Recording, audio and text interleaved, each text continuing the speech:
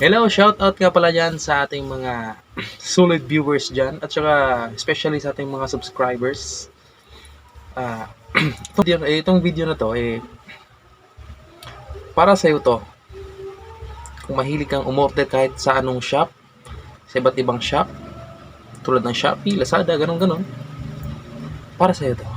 Lalo na pag nambugbog ka ng rider. No? Marami kasi dito sa atin ang lakas mag-order.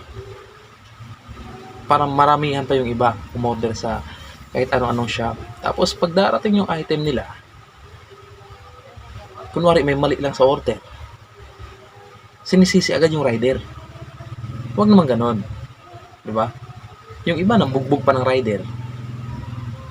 Buti pa ito kayo ng mga rider eh. Wala kayong karapatan para mambugbog ng rider. Diba? Kung ganyan naman yung ugali nyo, huwag na kayo mag-order.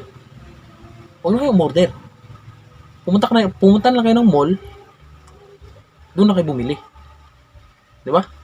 O pumunta kayo sa isang shop. Hindi yung magpapa-order o ma-order kayo tapos pag medyo mali yung in-order nyo, ang rider naman yung bubugbugin nyo. Mga utak nyo no? Mga utak ano kayo Utak